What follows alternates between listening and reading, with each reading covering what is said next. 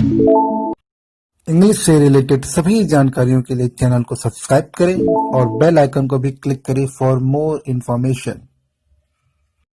Hello दोस्तों, सभी को नमस्कार। आज का जो हम वीडियो देख रहे हैं वो सेकेंड पार्ट है। किसका? डायरेक्ट जो इनडायरेक्ट डायरेक्ट होता है यानी नरेशन, उसका सेकेंड पार्ट है। इंटरोगेटिव सेंटेंस से स्टार्ट कर रहे हैं। अगर आपको इससे पहले का पार्ट देखना है या क्लास 10 के बुक वाली जितने भी ग्रामर के टॉपिक्स हैं, सब्जेक्ट, वो आपको देखना है तो आप ऊपर दिए गए लिंक पे जो आपको दिखेगा, लिंक दिख रहा होगा ऊपर कोने में, उस पर क्लिक करोगे, आपको उसमें सारी वीडियोस मिल जाएंगी। प्लेलिस्ट में है क्लास 10 ग्रामर नाम से। अब देखिए लिखा है इंटरोगेटिव सेंटेंसेस, मतलब कि ऐसे इंटरोगेटिव सेंटेंस उसको अगर आप कैसे आप इनडायरेक्ट बनाओ, कैसे आप नरेशन में डायरेक्ट दिया हो कैसे आप उसको इनडायरेक्ट बनाओगे। तो क्या लिखा है? इंटरोगेटिव सेंटेंसेस दो प्रकार के बनते हैं, यानी इंटरोगेटिव सेंटेंस दो प्रकार के होते हैं। पहला yes no answer type sentence, मतलब वो सेंटेंस जिसका आंसर आप यस या नो में दे सकते हैं। ये प्रश्नवाचक वाक्य हेल्पिंग वर्ब, सहायक क्रिया is, am are, was, were, shall, will, have, has, do, does, did, may, can, should आदि से प्रारंभ होते हैं। यानी सिंपल ऐसे कोई भी सेंटेंस जो स्टार्ट हो किससे? हेल्पिंग वर्ब से, और उसमें क्लास में क्या लगा? क्वेश्चन मार्क, उससे हम क्या कहते हैं? Interrogative sentence. ऐसे आर यू अ बॉय, क्या आप लड़के हो, या क्या तुम लड़के हो। Second, will you go to school today, क्या तुम स्कूल जाओगे आज। तीसरा, हैव यू ईटन फूड, क्या तुमने खाना खा लिया। Do you want to sleep, क्या आप सोना चाहते हो, या क्या तुम सोना चाहते हो। इसमें आप देख रहे हो सब में स्टार्ट किससे हुआ है? या तो आर से, पहले वाले में आर से, सेकंड वाले में विल से, थर्ड वाले में हैव और चौथे वाले में डू से, और लास्ट में क्वेश्चन मार्क लगा। तो ऐसे सेंटेंस को हम क्या कहते हैं? Interrogative sentence. इन वाक्यों का उत्तर हाँ या ना में दिया जाता है। इसका आंसर इसे बोलते हैं ना, आर यू बॉय, क्या तुम लड़के हो, तो इसका आंसर आप बोलोगे हाँ या ना बोलोगे, है ना। और फिर क्या तुमने खाना खा लिया, तो इसका आंसर भी आप देते हो हाँ या ना। तो ऐसे क्वेश्चन जिसका आंसर आप हाँ या नाम देते हो उसको हम yes no answer type question कहते हैं। Second, W S type sentence, मतलब प्रश्नवाचक sentence. Interrogative sentence question word जैसे who, what, when, where, how आदि से शुरू होते हैं। ऐसे सेंटेंस जो हु, व्हाट, वेयर, हाउ से स्टार्ट होते हैं, या ऐसे बोलते हैं डब्ल्यू एच से वाले वर्ड से स्टार्ट होते हैं। जैसे हु आर यू, इसका आप आंसर सिर्फ एक वर्ड में यस या नो में नहीं दे सकते। हु आर यू, तुम कौन हो, तो यस नहीं बोल सकते हो, आप पूरा आंसर दोगे। मैं ये हूँ, या मेरा नाम ये है, ऐसे आप उत्तर दोगे। वॉट डू यू वॉन्ट, तुम क्या चाहते हो, तो आप बोलते हो मुझे ये चाहिए, मुझे वो चाहिए, ऐसे बोलते हो ना। तो आप ऐसे सेंटेंस जिसका आंसर आपको फुल देना हो, फुल स्टेटमेंट के साथ देना हो, उसे हम बोलते हैं डब्ल्यू एच टाइप सेंटेंस, यानी इंटरोगेटिव सेंटेंस, या इसको डबल इंटरोगेटिव सेंटेंस भी कहते हैं। विशेष, सेकेंड टाइप के इंटरोगेटिव का जवाब हाँ या ना में नहीं होते हैं। दोनों प्रकार के प्रश्नवाचक वाक्यों में इनडायरेक्ट स्पीच में परिवर्तन करने के नियम भिन्न भिन्न हैं। यानी कि जब हम यस नो वाला जब ध्यान दो, जब हम डायरेक्ट नरेशन उसको जब इनडायरेक्ट बना रहे हैं, तो जो यस नो वाला है उसको दूसरे रूल से बनाएंगे, और जो डब्ल्यू एच यानी जो क्वेश्चन वर्ड से स्टार्ट हो रहा है उसको दूसरे रूल से बनाएंगे। थोड़ा सा अंतर है, वो दोनों अंतर चलिए देखते हैं। कॉमन रूल जो है, कॉमन रूल बता दे रहा हूँ। कॉमन रूल क्या है? रिपोर्टिंग वर्ब में जो सेड लिखा होता था ना, सेड की जगह हम क्या लगाते थे? टोल्ड लगाते थे। याद करो, से ही सेड टू मी, तो हम लिखते थे ही टोल्ड मी, ऐसे लिखते थे हम लोग ना। यहाँ पे हम टोल्ड नहीं लिखेंगे, हम उसी टोल्ड की जगह आस्क्ड लिख देंगे, या इंक्वायर्ड में बदल देते हैं। सेकेंड, इन वाक्यों का कंजंक्शन दैट का प्रयोग नहीं होता। जैसे कि आप देखते थे, देखो मैं आपको दिखा दे रहा हूँ। यहाँ देखो, यहाँ कहाँ गया, ये तो एक्सरसाइज है। यहाँ देखो एग्जाम्पल में, यहाँ देखो किसी भी पहले, दूसरे, तीसरे, चौथे सब में क्या यूज हुआ है? दैट यूज हुआ, कंजंक्शन है ना, कॉमा इन्वर्टेड कॉमा हटाने के। लेकिन जो अभी हम जो पढ़ रहे हैं उसके अकॉर्डिंग क्या है कि हम दैट का प्रयोग नहीं करेंगे। तीसरा, प्रोनाउन यानी सर्वनाम क्रिया का निकटता सूचक शब्द डेमोस्ट्रेटिव तथा एडवर्बियल के परिवर्तन के लिए असर्टिव सेंटेंस से संबंधित नियमों का पालन करते हैं। इसका साफ साफ मतलब ये है कि जब कभी भी हमें वो जो हम चेंज कर देते हैं ना सब्जेक्ट के अनुसार, ऑब्जेक्ट के अनुसार, अगर हमें वो नियम पालन करना होगा तो हमें क्या करना होगा? उस सेंटेंस को इंटरोगेटिव से बदलकर असर्टिव यानी कि उसको हमें सिंपल सेंटेंस से बनाना होगा। ठीक है। अगर मान लो वो इंटरोगेटिव नेगेटिव है तो उसको हम नेगेटिव बनाएंगे, अगर वो इंटरोगेटिव पॉजिटिव है उसको हम पॉजिटिव सेंटेंस बनाएंगे। ध्यान समझो, मतलब जब हम उसको इनडायरेक्ट बना रहे होंगे तो वो जो सेंटेंस क्वेश्चन पूछ रहा था उसको हम नॉर्मल साधारण वाक्य की तरह लिखेंगे, यानी कि हम जो यहाँ पे नॉर्मल रूल होता है कि हेल्पिंग वर्ब से स्टार्ट होता है वो नहीं करेंगे। जब उसको हम चेंज करेंगे तो उसको स्टार्ट करेंगे सब्जेक्ट से। जबकि इसमें देखो स्टार्ट किससे हो रहा है, आर यानी हेल्पिंग वर्ब से या वर्ब से कह सकते हो, लेकिन जो हम जब इसको इनडायरेक्ट बनाएंगे तब किससे स्टार्ट करेंगे, सब्जेक्ट से स्टार्ट करेंगे। क्लियर हुआ, इतना दिमाग घुस गया। अब देखिए चौथा रूल, इनडायरेक्ट स्पीच के अंत में प्रश्नवाचक चिन्ह नहीं लगता है। ये बहुत इंपॉर्टेंट है। इनडायरेक्ट स्पीच जब बनाते हैं, जैसे आपको दिख रहा है यहाँ सबके लास्ट में, सभी सेंटेंस के लास्ट में क्या लगा है, एग्जाम्पल में क्वेश्चन मार्क लगा है। जबकि जब इसको हम इनडायरेक्ट बनाएंगे तो क्वेश्चन मार्क नहीं लगाएंगे। क्यों नहीं लगाएंगे, इसका रीज़न ये है क्योंकि हम पहले ही बोल दे रहे हैं कि मैंने पूछा।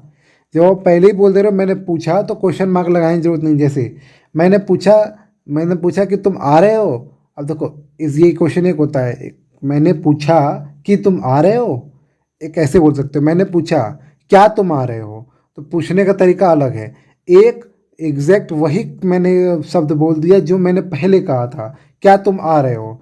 लेकिन उसी चीज़ को जब मैं कभी थोड़ा संशोधन करके, थोड़ा सा मैं मॉडिफाई करके बोलता हूँ तो मैं ऐसे बोलूँगा, मैंने पूछा। जब आप पहले ही बोलते रहो कि पूछने का काम हो रहा है तो आगे हम क्वेश्चन मार्क नहीं लगाएंगे, यही कारण है। ठीक। पांचवा, हेल्पिंग वर्ब वाले वाक्यों में ऑब्जेक्ट के ठीक बाद, मतलब जो हेल्पिंग वर्ब से स्टार्ट होते हैं, ध्यान दो, जो हेल्पिंग वर्ब से स्टार्ट होते हैं, यस नो वाले जो क्वेश्चन होते हैं उनको जब हम इनडायरेक्ट बनाएंगे तो हम उसके ऑब्जेक्ट यानी रिपोर्टिंग वर्ब के ऑब्जेक्ट, जैसे ही सेड टू मी, तो जो मी है, मी के बाद हम दैट लगाते थे, दैट नहीं लगाएंगे। वहाँ हम या तो इफ़ लिखेंगे, आई हैव इफ, या वेदर लिखेंगे। का प्रयोग तथा प्रश्नवाचक शब्दों वाले वाक्यों में ऑब्जेक्ट के बाद सीधे प्रश्नवाचक शब्द आदि से वाक्य की शुरुआत होती है। अर्थात अगर हमें मान लो ऐसा सेंटेंस आता है कि he said to me comma inverted comma are you boy, तो इसको क्या करेंगे हम पहला रूल ये है कि इसको हम साधारण बनाएंगे और साधारण वाक्य बनाएंगे, यानी कि हम स्टार्ट करेंगे यू से। क्लियर हो रहा है, इतना दिमाग, यू आर अ बॉय, इस तरह ऐसे कुछ स्टार्ट करेंगे। और उससे पहले जो हम कॉमा इनवर्टेड कॉमा हटाकर दैट लगाते थे वहाँ हम क्या लगाएंगे, इफ़। और जहाँ सेट टू लिखते थे, सेट टू का हम टोल्ड बनाते थे, वहाँ क्या यूज करेंगे, आस्क्ड। ये बेसिक रूल आपको समझ में आ गया। छठा, सत्य तो यह है कि इनडायरेक्ट स्पीच में किसी वाक्य का कंस्ट्रक्शन इंटरोगेटिव में के समान होता ही नहीं है, बल्कि स्टेटमेंट में बदल जाते हैं। अर्थात असर्टिव सेंटेंस में थोड़ा सा भिन्न होता है। इन्हें इनडायरेक्ट क्वेश्चन कहते हैं। जैसे नॉर्मली इनडायरेक्ट सेंटेंस कभी भी डायरेक्ट क्वेश्चन, मतलब इनडायरेक्ट सेंटेंस में कभी भी हम सीधा क्वेश्चन नहीं पूछते हैं, हम क्वेश्चन बोल देते हैं कि अरे हम क्वेश्चन पूछने वाले हैं।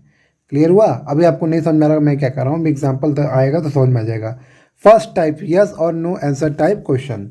याद रखो, हेल्पिंग वर्ब से बनने वाले इंटरोगेटिव सेंटेंस इनडायरेक्ट स्पीच में इफ या वेदर से प्रारंभ होंगे। जैसे रामा सेड टू मोहन, रामा ने मोहन से कहा, comma inverted comma, are you going to home, क्या तुम उस घर जा रहे हो। तो इनडायरेक्ट सा क्या बनेगा, रामा आस्क्ड मोहन, रामा ने मोहन से पूछा। अब देखो पहले ही यहाँ पे बात क्लियर हो जा रही है, पहले ही ये क्लियर हो गया कि राम ने मोहन से पूछा। जब पहले ही क्लियर हो गया तो हम क्वेश्चन मार्क नहीं लगाएंगे। क्यों, क्योंकि आपको पता है क्वेश्चन मार्क क्यों लगाते हैं, क्वेश्चन मार्क इसीलिए ही लगाते हैं ताकि क्लियर हो जाए कि ये प्रश्न पूछ रहा है। जब पहले ही हमें पता चल जा रहा है कि ये प्रश्न पूछ रहा है तो क्वेश्चन मार्क लगाने की जरूरत नहीं है। रामा आस्क्ड मोहन, उसके बाद सॉरी, कॉमा इनवर्टेड कॉमा हटा के हमें क्या लगाना होता है, दैट। लेकिन यहाँ क्या यूज करेंगे, या तो इफ़ या तो वेदर। हम यहाँ पे इफ़ यूज़ कर रहे हैं क्योंकि इफ़ छोटा होता है, वेदर की स्पेलिंग लंबी होती है। तो रामा आस्क्ड मोहन, यहाँ इफ़ मतलब होता है की, छोटी वाली, क पे छोटी वाली। तो रामा आस्क्ड मोहन, रामा ने मोहन से पूछा कि। अब देखो आर यू गोइंग होम, इसको हम सिंपल क्या बनाएंगे, यू आर गोइंग होम। पहले इसको हम सिंपल एकदम साधारण बनाएंगे, यू आर गोइंग होम। अब हम क्या करेंगे, जो सब्जेक्ट है, सब्जेक्ट किसके अकॉर्डिंग चेंज होता है, रिपोर्टिंग वर्ब के सब्जेक्ट अनुसार। तो रिपोर्टिंग वर्ब का सब्जेक्ट क्या है, रामा। रामा लड़का है तो लड़के के लिए क्या लगता है, ही लगेगा, शी लगेगा, ही लगेगा। इसलिए देखो इफ के बाद क्या आ गया, डायरेक्ट ही आ गया। ये एक रूल बदला, प्रोनाउन को हमने चेंज किया। एक रूल ये होता है कि टेंस बदलना। तो टेंस किस में, आर यू लिखा यानी कि प्रेजेंट में है तो उसको हम पास्ट बना देंगे। तो जब उसको हम चेंज कर रहे हैं तो हम ही को लेकर आ रहे हैं। ही क्या है, एक वचन है, एक वचन, इसके लिए क्या लगेगा, वॉज। तो ही वॉज गोइंग होम। और क्वेश्चन मार्क नहीं लगाएंगे। तो क्या क्या चेंज किया हमने, सेड टू को बदल कर हमने आस्क लगा दिया, कॉमा इन्वर्टेड कॉमा हटाकर हमने इफ़ या वेदर, हम यहाँ पे इफ़ यूज़ किया। जो बेसिक रूल होता है कि प्रोनाउन हटाते हैं हम, प्रोनाउन यू हटकर क्या बन गया, ही बन गया। और टेंस बदलते हैं, और टेंस बदल दिया हमने प्रेजेंट से पास्ट। क्लियर हुआ इतना। Second example, Ram said him, Ram ने उससे कहा, आर यू रीडिंग, क्या तुम पढ़ रहे हो। अब देखो, राम आस्क्ड हिम, राम ने उससे पूछा कि, अब फिर वही चीज़ है, यू बदलेगा राम के अनुसार, सब्जेक्ट के अनुसार, सब्जेक्ट राम है तो राम लड़का है, इसलिए क्या लगेगा, ही। तो ही वॉज रीडिंग, इस तरीके से। वैसा ही तीसरा एग्जाम्पल है, चौथा है, पांचवा, बुक है तो बुक खोल के पढ़िएगा, तब ज़्यादा क्लियर समझ में आएगा। ठीक है ना। और जरूर इसको पढ़िएगा, वीडियो को पॉज करिए, अपने किताब को खोलिए, पढ़िए, समझिए यहाँ चारों पांचों एग्जाम्पल, फिर आगे बढ़िए। ठीक, क्योंकि मुझे पूरा कवर अप करना होता है, इसलिए मैं कुछ कुछ चीज़ें छोड़ रहा हूँ आपके लिए, आप करिए। कहीं दिक्कत परेशानी हो तो मुझसे पूछिए। संकेत, इनडायरेक्ट स्पीच के बनाते समय इच्छा अनुसार सेड के स्थान पर आस्क्ड या इंक्वायर्ड तथा इफ या वेदर का प्रयोग कर रहा हूँ। जैसे मतलब कि अगर आपको आस्क्ड लगना है तो आप आस्क्ड रख लो, अगर आपको आस्क्ड की जगह इंक्वायर्ड लिखना है तो इंक्वायर्ड रखो, अगर आपको जो इफ़ की जगह वेदर लिखना है तो वेदर लिखो, आपको अगर इफ़ लिखना है तो इफ़ लिखो, आप पे डिपेंड करता है। यानी कि या तो आस्क्ड लिखो या तो इंक्वायर, और जो कॉमा हटा के या तो इफ़ लगाओ या तो वेदर। दूसरा, उदाहरण संख्या 5 के अनुसार सर को रिस्पेक्टफुली, डियर को अफेक्शनली आदि में परिवर्तित करते हैं। अब देखो, जो पांचवा एग्जांपल आपको मैं बता दे रहा हूँ, क्या लिखा है, कमला सेड टू प्रिंसिपल, कमला ने प्रिंसिपल से कहा, कॉमा इन्वर्टेड कॉमा, सर मैं गो होम, क्या मैं घर जा सकता हूँ। अब ध्यान दो, यहाँ सर क्या है, सर संबोधन है। सर नाउन तो है, लेकिन साथ में यह संबोधन है। इसे बोलते हैं ना, करण यहाँ आओ, प्रियंका यहाँ आओ, मम्मी यहाँ आओ, या मम्मी तुम जाओ। यहाँ मम्मी को संबोधन करके फिर आके एक बात कर रहे हैं, मम्मी तुम वहाँ जाओ, प्रियंका तुम आओ, ऐसे बोलते हैं ना। राहुल तुम वहाँ जाओ। तो इसमें क्या होता है कि हम संबोधन जब करते हैं तो संबोधन करने पे हम उसको थोड़ा अलग तरीके से बनाते हैं इनडायरेक्ट में। क्या रूल है, जो बेसिक रूल है वो तो चेंज करेंगे, सेड टू को आस्क्ड में बदल दिया, और एक बस चीज़ हमने ऐड कर दिया, रेस्पेक्टफुली। मतलब क्योंकि देखो, सर क्या होता है, रेस्पेक्ट के लिए होता है, तो हमने प्रिंसिपल के डायरेक्ट बात क्या लगा दिया, रेस्पेक्टफुली। बाकी सब जो रूल होता है वही करेंगे। इफ़ के बाद शी, और आपको पता है मे इनडायरेक्ट में क्या बन जाता है, माइट, और बाकी सब आपको पता ही है। ठीक, आई क्या है, आई होता है फर्स्ट पर्सन, फर्स्ट पर्सन किसके अनुसार चेंज होगा, रिपोर्टिंग वर्ब के सब्जेक्ट। अरे रिपोर्टिंग वर्ब का सब्जेक्ट कमला है, कमला लड़की है, तो लड़की के लिए क्या लगता है, शी, तो वही लिखा है, if she might go home. और नाउ का क्या हो जाएगा, देन। तो ये आपको बेसिक रूल जितना प्रैक्टिस करोगे उतना आपको याद होता जाएगा। तीसरा, प्रश्नवाचक वाक्य में सहायक क्रिया कर्ता के पहले होती है। मतलब ध्यान दो, जब आपको पता ही है, जैसे यहाँ देखो डायरेक्ट वाला, जितने एग्जाम्पल सबके डायरेक्ट वाला देखो, उसमें जो हेल्पिंग वर्ब वो पहले आया है, फिर बाद में सब्जेक्ट आया है। लेकिन जब उसको हम बदलते हैं इनडायरेक्ट में, तो सब्जेक्ट पहले आ जाएगा, फिर हेल्पिंग वर्ब आएगा, वही यहाँ पे दिखा हुआ है। तीसरे वाले में विशेष, इफ़ या वेदर का प्रयोग कहाँ करें, इफ़ का प्रयोग नॉर्मली कहाँ करें, वेदर कहाँ करें। विकल्प या चॉइस बताने के लिए वेदर का प्रयोग ही किया जाना चाहिए। मान लो ऐसा कुछ है जिसमें आपको विकल्प दिया जा रहा है, क्या तुम चाय पियोगे या कॉफ़ी, तब वहाँ पे आप इफ़ की जगह वेदर लगाओगे तो ज़्यादा अच्छा होगा। ठीक, ही आस्क्ड, उसने पूछा, do you want to have tea और कॉफ़ी, उसने मुझसे पूछा तुम क्या लेना पसंद करोगे, चाय या कॉफ़ी। तो इसका जगह ही आस्क्ड। कभी कभी क्या होता है, जैसे कभी कभी क्या होता है, सेड टू मीरा, जो लिखा ना, देखो रामा पहला वाला, रामा सेड टू मोहन, हो सकता है क्वेश्चन में ही लिख दे रामा आस्क्ड मोहन। जब पहले ही लिख दे रहा है रामा आस्क्ड मोहन, तो हमें कुछ बदलने की जरूरत नहीं है, हम भी सेम वही उतार देंगे। ठीक, वही यहाँ पे ही आस्क्ड, उसने पूछा। तो यहाँ पे हम क्योंकि ये दो ऑप्शन की बात कर रहे हैं, इसलिए हम वेदर लगा दे रहे हैं। He asked whether I wanted to have coffee और टी। देखो, डू यू वांट, ये क्या है, ये प्रेजेंट इंडेफिनिट है, तो प्रेजेंट इंडेफिनिट किससे बदल देंगे, पास्ट इंडेफिनिट में, इसलिए यहाँ आई वांटेड यूज हुआ है। क्लियर है। अब देखो, ये तो चॉइस हो गया। एक होता है कंडीशनल सेंटेंस, वहाँ पे वेदर का प्रयोग किया था। जैसे Mohan said to me, Mohan ने मुझसे कहा, इफ़ यू कम, अगर तुम आओगे, आई शैल हेल्प यू, मैं तुम्हारी मदद करूँगा। इसको इस तरीके से बना सकते हैं, यहाँ पे कंडीशन है और इसमें ब्रैकेट के अंदर पहले ही इफ़ लगा हुआ है, तो हम दोबारा इफ़ नहीं लगाएंगे। मतलब जो कॉमा इन्वर्टेड कॉमा हटा के हम जो इफ़ लगा रहे थे वो नहीं लगाएंगे, क्योंकि दो इफ़ हो जाएगा और दो इफ़ हो जाएगा थोड़ा अजीब लगेगा ना, इसलिए हम वेदर लगा दिया हमने। मोहन आस्क्ड, मोहन ने पूछा, मोहन ने मुझसे पूछा वेदर कि इफ़ आई वेंट, अगर मैं जाऊँगा, ही वुड हेल्प मी, वह मेरी मदद करेगा। ठीक, यहाँ शैल किसके लिए आता है? आई के लिए, और ही के लिए आता है विल, तो इसीलिए विल का उड हो गया है। आई के साथ शैल होता है तो आपको पता ही है, और ही के साथ विल आता है, लेकिन यहाँ पर ही के साथ उड इसलिए हुआ क्योंकि नियम है कि जब हम चेंज करते हैं इनडायरेक्ट तो शैल या विल का क्या बन जाएगा? उड और या should. Exercise number 6, change the following sentences into indirect speech. मैं दो ही बता रहा हूँ। The mother said to her son, mother ने अपनी बच्चे से कहा, have you done your homework, क्या तुमने अपना काम कर लिया है? तो पहला रूल क्या करेंगे? सेड टू को बदल देंगे आस्क्ड में। The mother asked her son, comma inverted comma हटाकर इफ लगाएंगे। The mother said to her son if. अब क्या करेंगे हम इसको बनाएंगे सिंपल सेंटेंस। तो सिंपल सेंटेंस कैसे बनना चाहिए? You have done your homework, ऐसे। अब यू किसके अनुसार चेंज होगा? ऑब्जेक्ट के अनुसार। ऑब्जेक्ट क्या है? हर सन, उनका लड़का। मेन क्या है? लड़का। लड़का क्या है? मेल होगा कि फीमेल? मेल होगा ना, ही लगेगा ना, तो क्या हो जाएगा? The mother asked her son if he had, क्योंकि ये हैव लगा है तो हैव क्या क्या बन जाएगा? हैड, पास्ट फॉर्म में रूल के अनुसार, क्योंकि ये प्रेजेंट परफेक्ट है तो प्रेजेंट परफेक्ट किसमें बदल जाएगा? पास्ट परफेक्ट में। तो यू हैड डन योर की जगह क्या यूज होगा? सॉरी, गलती हो गया, मैं गलत बोल दिया। The mother asked her son if he had done his homework. जैसे यू बदल गया ही में, वैसे यू बदल जाएगा हिज में। Second example, the father said did you go to school today, क्या तुम आज स्कूल गए थे? तो क्या हो जाएगा? The father asked if had I went to sorry had I gone to today gone to school that day। अब देखो क्या परिवर्तन हो रहा है, सेड बदल जा रहा है आस्क्ड में, ये तो आपको पता ही है। अब देखो यू ब्रैकेट के अंदर जो इन्वर्टेड कॉमा के अंदर यू आ गया। अब बोले कि सर यू आ गया, यू को बदलते हैं ऑब्जेक्ट के अनुसार रिपोर्टिंग वर्ब में, और यहाँ तो ऑब्जेक्ट है ही नहीं। तो मैंने आपको पहले ही बता दिया था पहले वाले वीडियो में, फर्स्ट पार्ट में, कि हम अपने से काल्पनिक करके थर्ड पर्सन को मान सकते हैं। क्या मान सकते हैं? थर्ड पर्सन को ऑब्जेक्ट, थर्ड पर्सन को हम क्या मान सकते हैं? थर्ड पर्सन को हम मान सकते हैं ऑब्जेक्ट।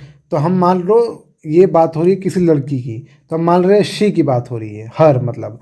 तो father said to her, father ने हर डॉटर, फादर ने अपनी पुत्री से कहा, did you go to school today, क्या तुम स्कूल गई? हमने काल्पनिक रूप से हर डॉटर मान लिया। तो हम जब इसको बनाएंगे तो क्या लिखेंगे? द फादर आस्क्ड, उसके बाद ब्रैकेट ओपन करेंगे और लिखेंगे हर डॉटर, ब्रैकेट बंद करेंगे। ऐसा क्यों करते हैं? इसलिए करते हैं क्योंकि काल्पनिक नाम हो जाता है और काल्पनिक ऑब्जेक्ट को हमेशा ब्रैकेट के अंदर लिखते हैं। पहले वाली वीडियो मैंने आपको बताया था।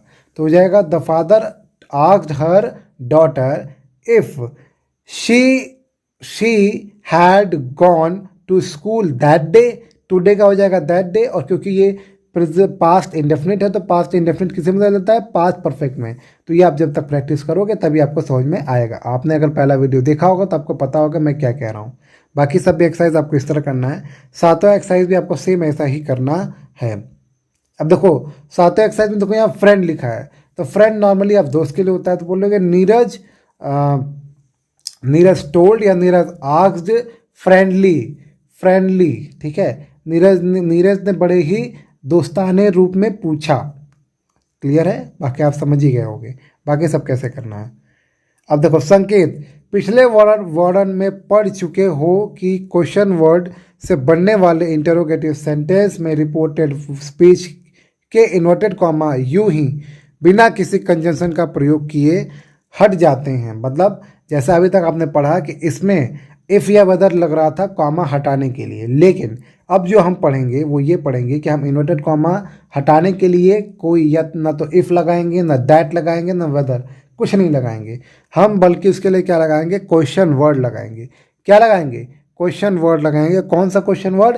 जो उसमें पहले से दिया हो। जैसे अभी आपको समझा रहा हूँ मैं, यहाँ देखो आई सेड टू हिम, मैंने उससे कहा व्हाट आर यू डूइंग, तुम क्या कर रहे हो। इसमें पहले से ही व्हाट दिया हुआ है तो हम व्हाट को उठाकर बीच में लगा देंगे।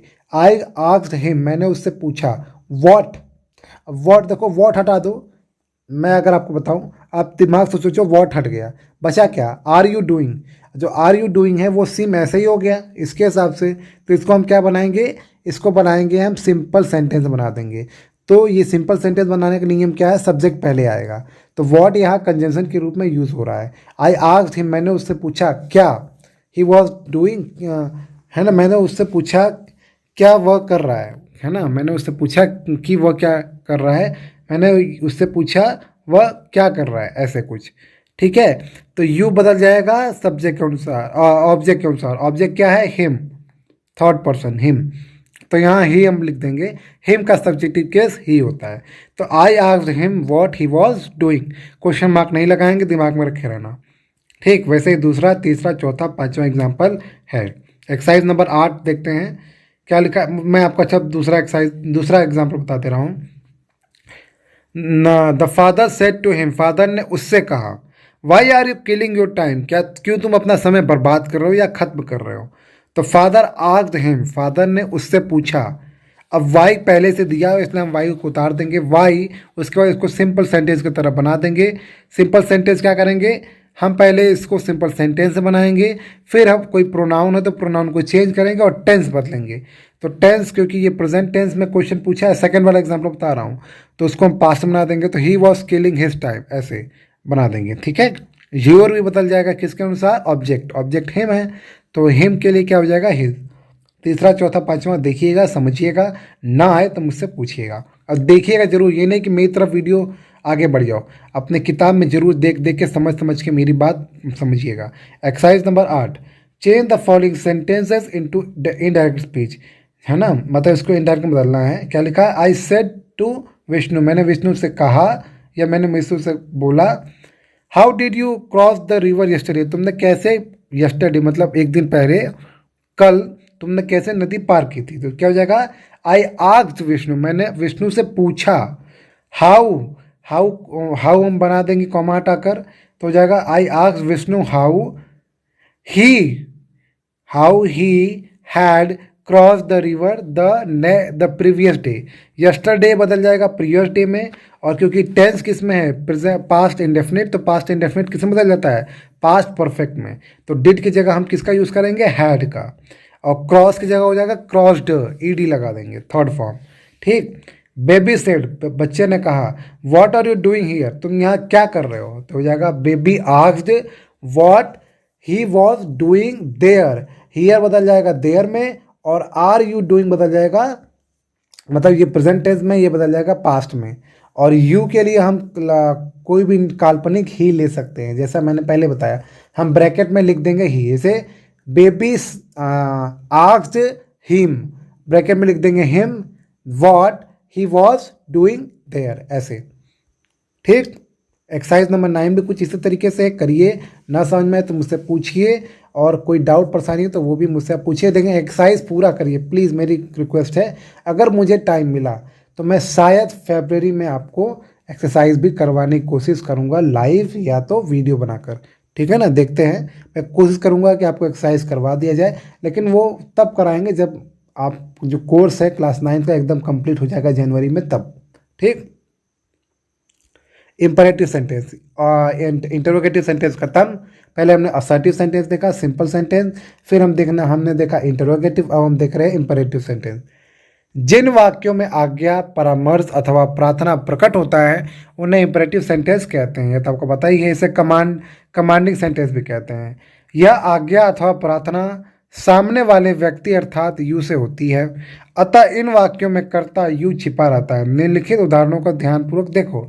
द टीचर सेड, टीचर ने कहा स्टैंड अप, खड़े हो जाओ, है ना, तो ये ऑर्डर है। ठीक,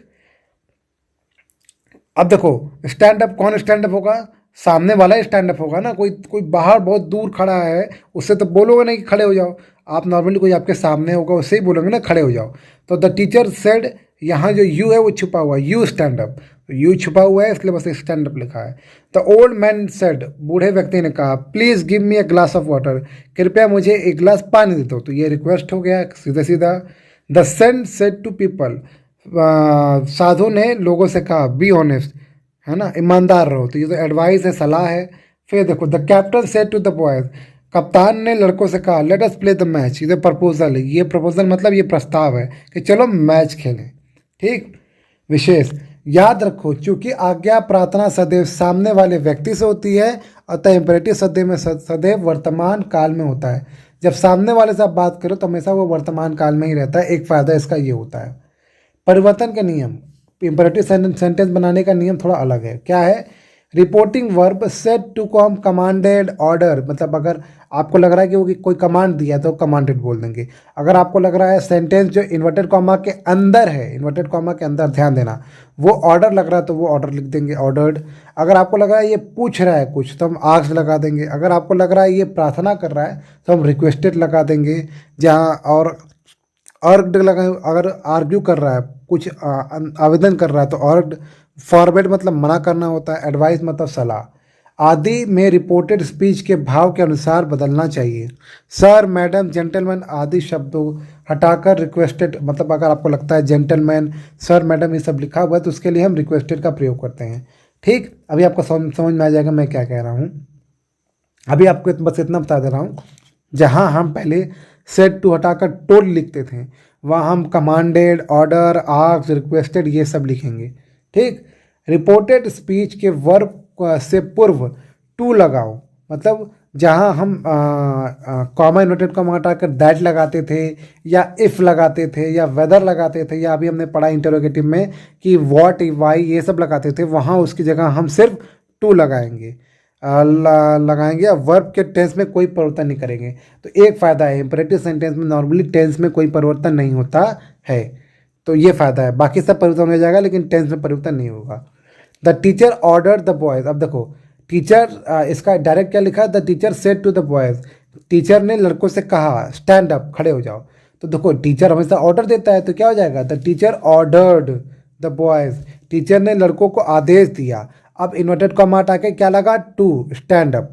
तो क्या परिवर्तन हुआ, सिर्फ सेट टू हट के ऑर्डर हो गया और इन्वर्टेड कॉमा हट के क्या लग गया, टू। और जब उसके अंदर जो लिखा है उसको सेम वैसा ही छाप देंगे। हाँ, अगर इसमें कहीं प्रोनाउन लिखा होगा तो प्रोनाउन चेंज करेंगे, ठीक है ना। और जो वो लिखा होता है नाउ का देन, यस्टरडे का द लास्ट डे या द प्रीवियस डे, इस तरीके से।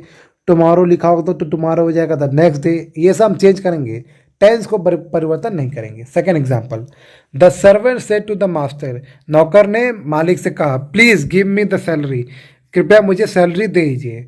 तो इनडायरेक्ट क्या बनेगा, the servant requested the master, servant ने प्रार्थना, क्योंकि सर्वेंट नौकर हमेशा प्रार्थना करता है अपने मालिक से, तो the servant requested the master. अब बताओ, जब पहले ही हमें पता चल जा रहा है कि जो नौकर है वो अपने मास्टर से रिक्वेस्ट कर रहा है, तो प्लीज लगाने की जरूरत है नहीं। उसके आगे क्या लगना है, टू, टू तो लगा ही है। अब गिव, टेंस में कोई परिवर्तन नहीं करेंगे तो वर्ब सेम रहेगा। अब देखो मी लिखा है तो मैंने बताया प्रोनाउन चेंज करेंगे। मी कौन सा पर्सन है, फर्स्ट पर्सन है। फर्स्ट पर्सन किसके अनुसार चेंज होगा, रिपोर्टिंग वर्ब के सब्जेक्ट के अनुसार। रिपोर्टिंग वर्ब का सब्जेक्ट क्या है, सर्वेंट। सर्वेंट क्या लगा देंगे, हिम। तो the servant requested the master, servant master से रिक्वेस्ट करता है to give him the salary, उसे सैलरी दे दे। ठीक है। तीसरा एग्जाम्पल कुछ इसी तरीके से है। अब तीसरा पॉइंट, निषेधात्मक वाक्य, मतलब ऐसे वाक्य इसमें नकारात्मक वाक्य हो या मना करने को, ये मत करो।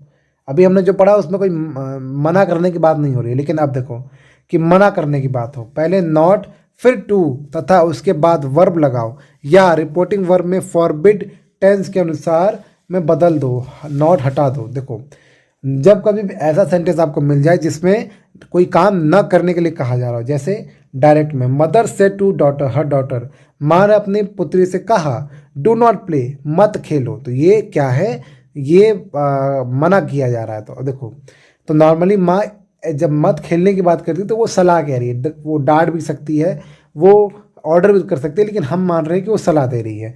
तो mother advised her daughter, said to को हमने किससे बदल दिया, एडवाइज्ड में। माँ अपनी बेटी को सलाह दे रही है। अब देखो नॉर्मली नियम क्या है कि डॉटर के बाद हमें टू लगाना है, इन्वर्टेड कॉमा हटाकर टू लगाना है।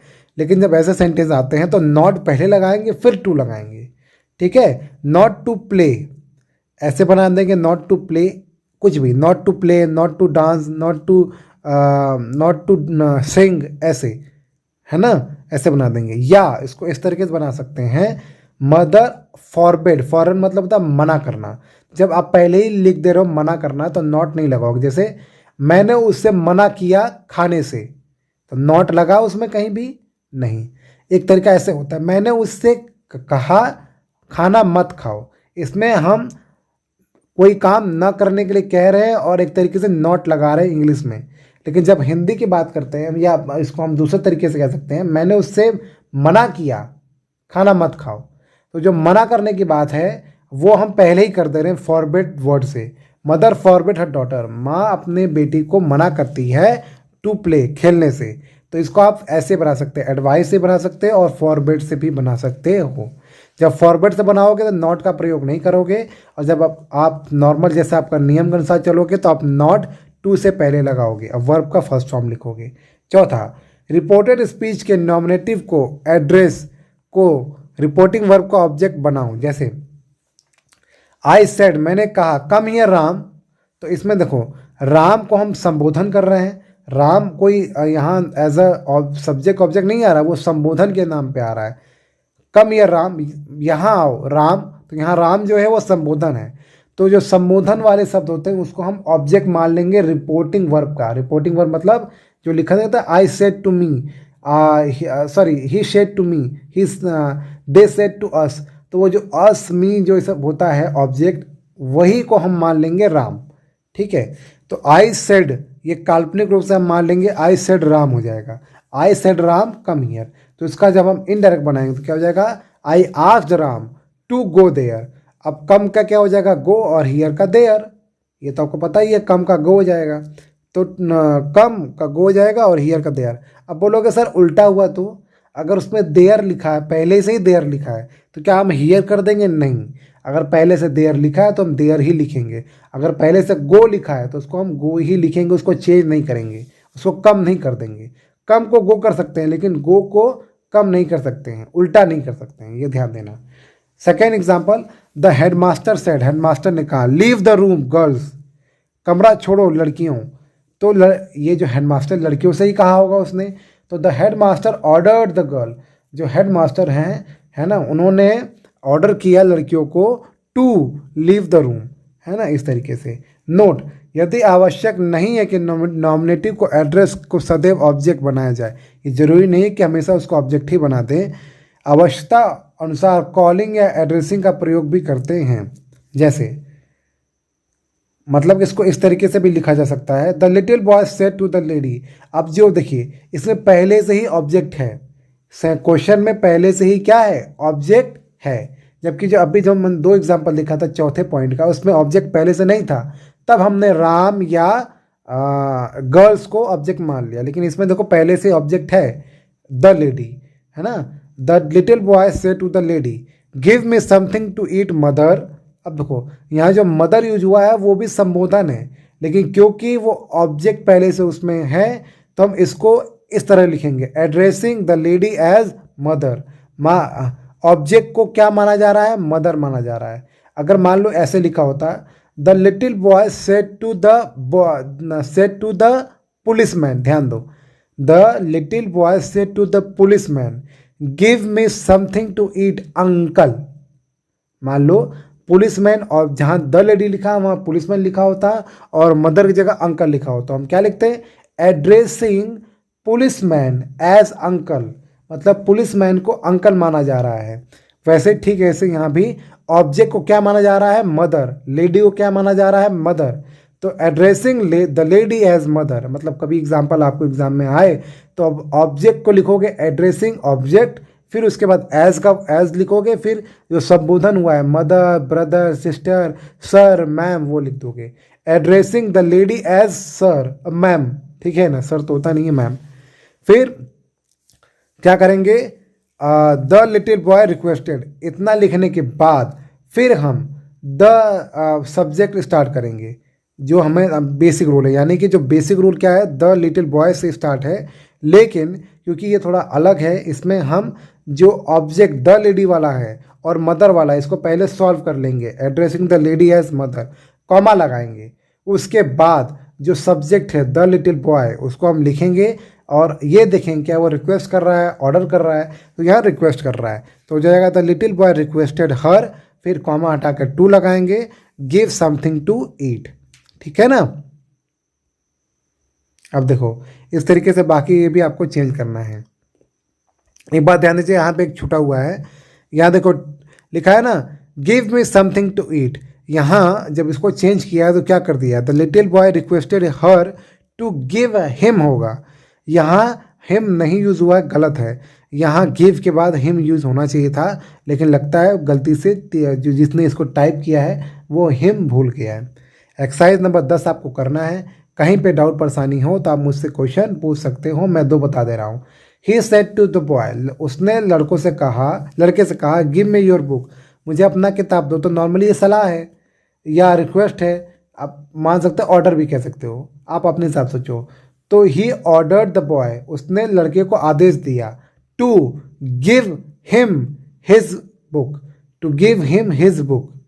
मी यूज होगा ही के लिए और योर यूज होगा द बॉय, लड़के के लिए। तो लड़का भी ही है और पहले से ही है, सब्जेक्ट भी ही है और लड़का भी ही है, इसलिए इसमें ऐसा हो जा रहा है कि मी बदल जा रहा है सब्जेक्ट के अनुसार ही, और योर बदल जा रहा है बॉय के अनुसार हिज। तो हो जाएगा he ordered the boy to give him his book. Second, the teacher said to the boy, teacher ने लड़के से कहा रिमेन स्टैंडिंग, खड़े रहो। तो क्या हो जाएगा, the teacher ordered the boy to remain standing. Simple, practice करोगे तो आपको आ जाएगा। ध्यान देना प्लीज़, अगर कहीं पे लिखा होगा तो प्लीज़ को हम हटा देंगे और वो उससे क्लियर हो जाता है कि वो रिक्वेस्ट है। अब लेट का यूज़, ये वाक्य भी आज्ञा या प्रश्न प्रार्थना सूचक होते हैं। इनडायरेक्ट स्पीच बनाते समय टू का प्रयोग भी होता है, आपको पता ही है, टू हमने प्रयोग किया ही है। रिपोर्टिंग वर्ब में सजेस्टेड, प्रपोज्ड, ऑर्डर, रिक्वेस्टेड आदि का प्रयोग होता है, जैसा कि पहले हम करते आ रहे हैं। इसमें बस एक और वर्ड ऐड हो गया, प्रपोज्ड।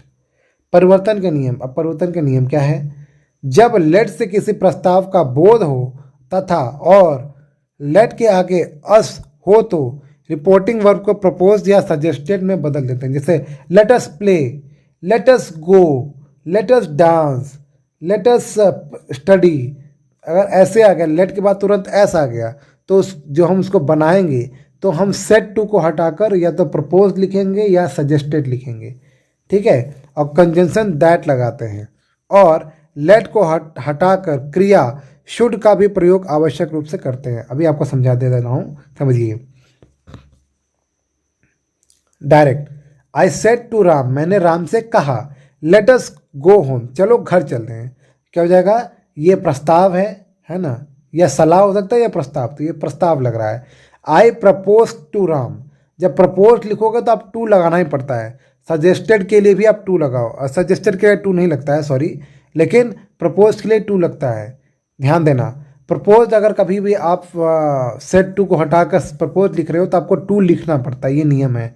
जबकि सजेस्टेड, ऑर्डर्ड, अभी तक जितना आपने पढ़ा उसमें कहीं भी टू का यूज़ नहीं हो रहा था, यहाँ पे टू का यूज़ करना पड़ता है। आई प्रपोज टू राम, मैंने राम को प्रपोज किया, यानी राम को मैंने प्रस्ताव दिया, दैट की। अब देखो लेट हट जाएगा, बचा क्या, अस गो होम।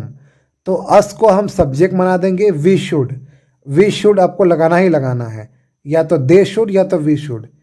ठीक है ना, we should go home, simple, बाकी सब सेम रहेगा। बस आपको चेंज क्या करना है, आपको शुड लगा देना है सेंटेंस में, लेट को हटा देना है, कॉमा इन्वर्टेड कॉमा हटाकर दैट लगाना है, और सेट टू हटाकर प्रपोज या सजेस्टेड लगाना है अगर लेट का यूज़ हो रहा है तब, और उसके साथ अस भी लग रहा है तब। ठीक है, मोहन ने कहा let us have a cup of coffee, चलो हम लोग कॉफ़ी पीते हैं। तो मोहन प्रपोज दैट, मोहन ने प्रस्ताव रखा दैट की they should have cup of coffee.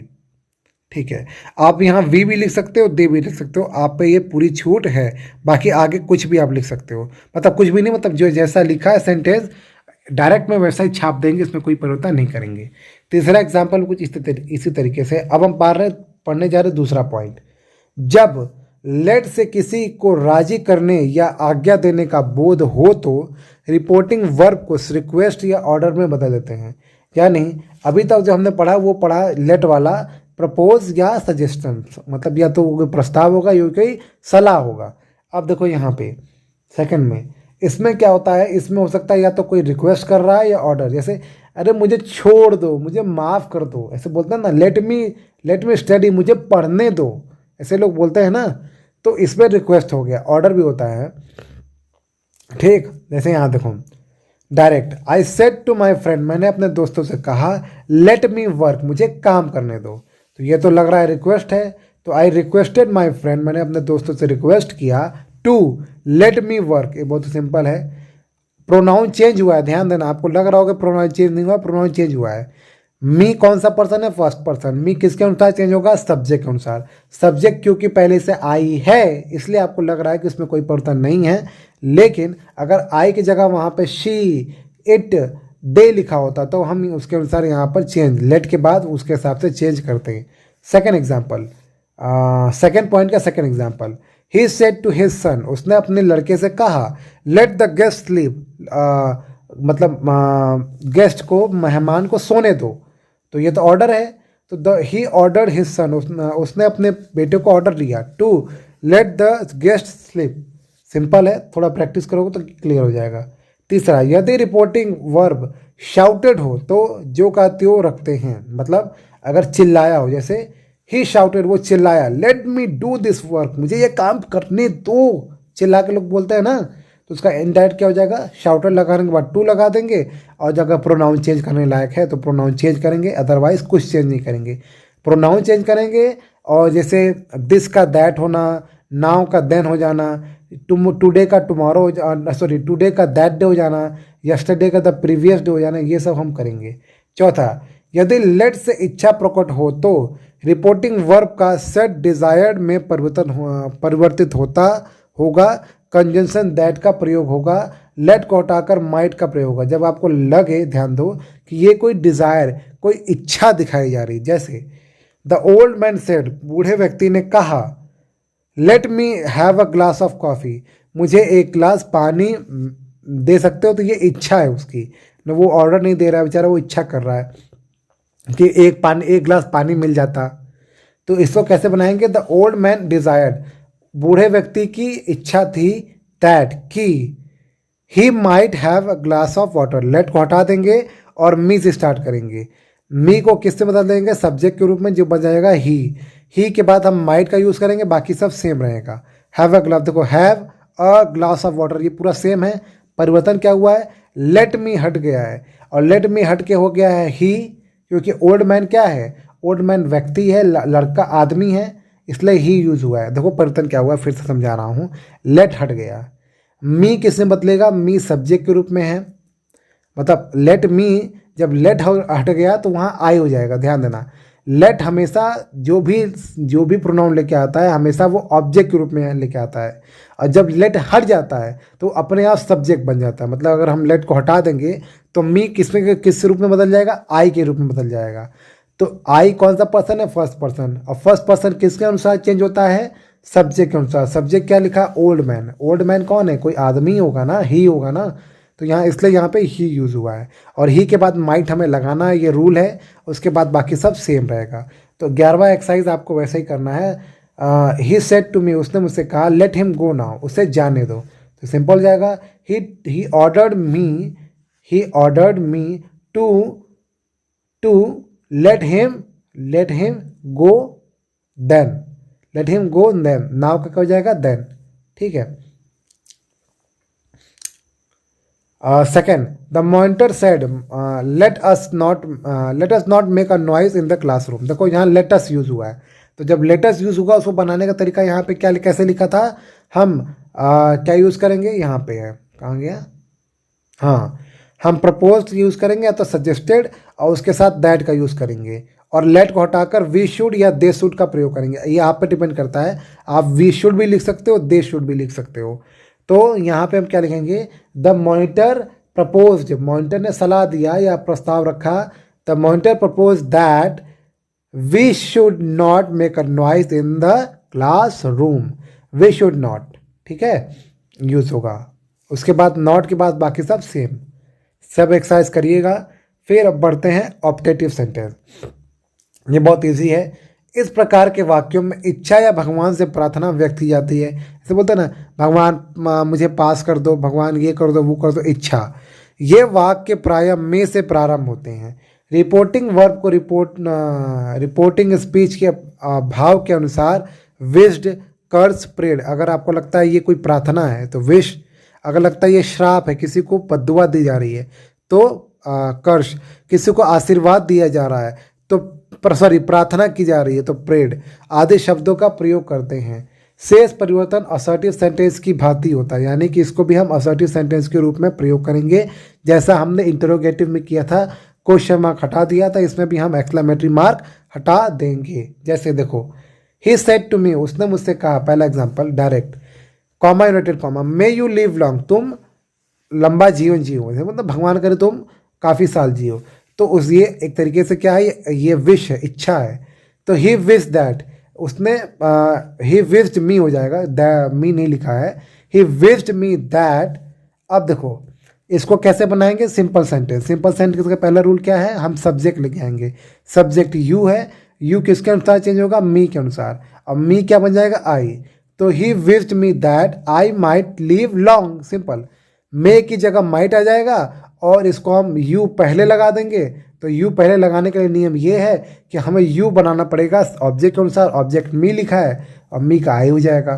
ठीक, समझ में आ रहा है ना? कहीं डाउट परेशानी है तो मुझसे आप पूछ सकते हो कमेंट बॉक्स में, या लाइव जब आप पढ़ा रहा हूँ तभी आप पूछ सकते हैं मुझसे, लाइव वाले कमेंट में जाकर अभी तुरंत। मोहन सेड, मोहन ने कहा, मे गॉड हेल्प यू, भगवान तुम्हारी मदद करे। ये भी विश है।